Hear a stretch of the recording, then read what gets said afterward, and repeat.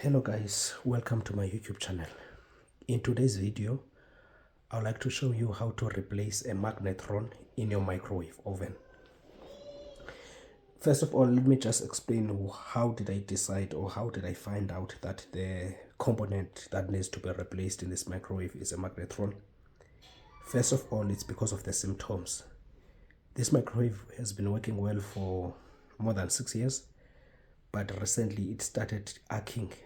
When you put your food inside the oven and start the microwave, and I would notice some sparks, and they became worse and worse. And I did some research and I found that the possible causes is probably the magnetron or the microwave guide. So now I'm just gonna show you the steps that you can take to replace the microwave magnetron. First of all, let me talk about the tools. You just need a digital multimeter. You need a screwdriver to open the covers and to loosen. Most of the screws will work. That Phillips screwdriver will work for.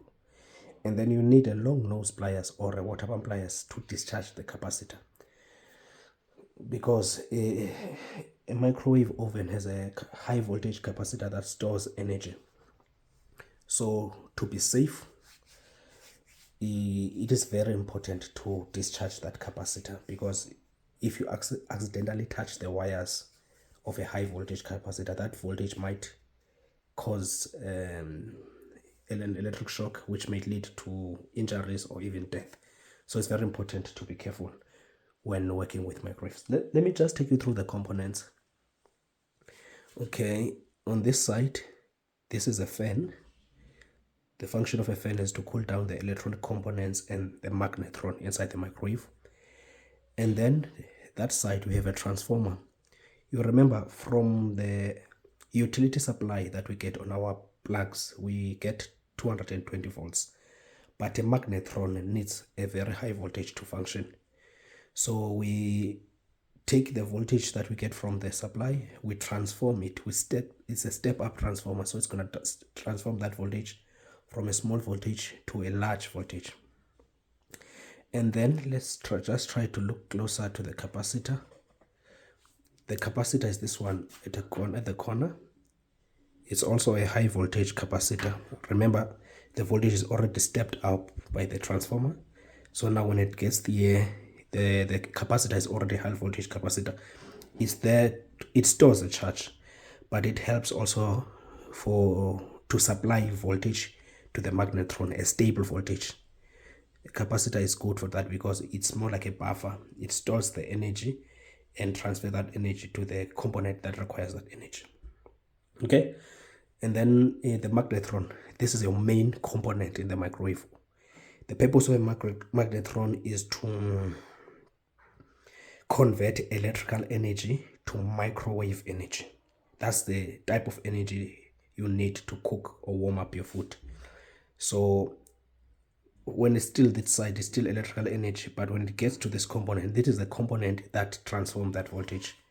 So it's got 3 screws. There's a screw here, and a screw that side. You just loosen those 3 screws, and then it's got a transistor this side that you can just disconnect. Just loosen it a bit. It was mounted by these 2 screws. And then you also get these 2 wires. These are the 2 wires that are coming. The ground is coming from the transformer, but the positive or the live, let me say the live, is coming from your capacitor. So it's important when you disconnect the old magnetron to note, it's important to note the polarity so that when you put the new one, you put it the same way.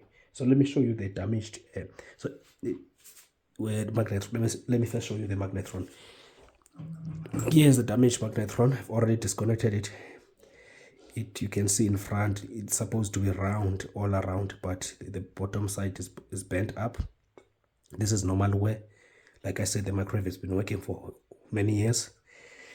And then on the other side of the magnetron, on the other side of this plate, if you look at this plate, there's a waveguide. It's on the inside of your microwave. This is a microwave guide. It also shows burn marks. So I just ordered spares from a company that sells spares. I just noted this number, which is the order number. and I contacted the supplier, and then they provided me with a brand new Magnetron. If you can see, this one is new. It's not, doesn't have burn marks. And they also provided me with also a waveguide. That's a waveguide. So I'm gonna put back these components and then show you when it's done, and then we're gonna go test the microwave at the kitchen if it is gonna warm up the I'm just gonna put a cup of water, cold water, and see if my microwave is gonna be able to warm it up. Thank you. Oh, sorry guys, before I proceed, just briefly, I didn't show you all the components. That side, we've got a light bulb. That's what makes it's just to give the light inside your microwave. And then this side, we've got an electronic board. That's where you set up your times. That is basically the control logic for this microwave, and it's got that small buzzer there. It will ring, obviously, once your microwave is done its cycle. If it's done warming up, when it gets to the end, it's gonna ring that buzzer.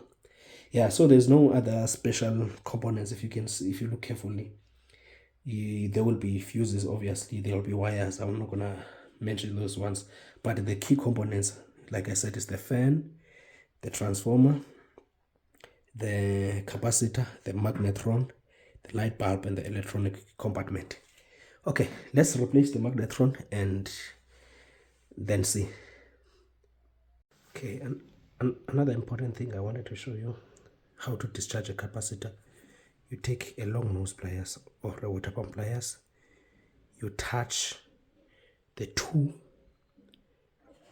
positive and the negative, but you must also make sure you hold the insulated part, because don't come into contact with the metal part.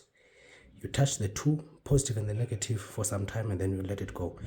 By doing that, you are shorting the positive and the negative of the capacitor, and the capacitor voltage will discharge through the metal part. When the capacitor is going to charge, it might give you a small spark, but it's important to discharge it just to be safe. Okay, if you can see, I've already connected my magnetron. I put back the transistor on top. I put back the wiring at the bottom. Everything now is ready. I'm going to put back the cover and plug in the supply and then test it. So alright guys, I'm done now in putting back all the covers and installing the magnetron. I'm gonna power the microwave oven, and then I'm gonna take this cup of cold water, and put it inside for about a minute or two, and then we warm it up.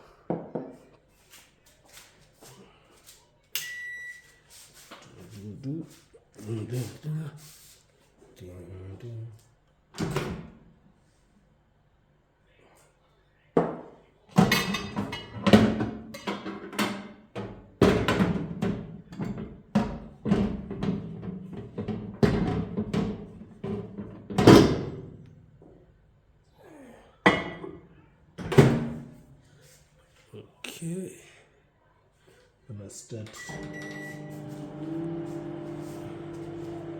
If you can see, the microwave is not sparking now, it's warming up. Just gonna pause a bit and then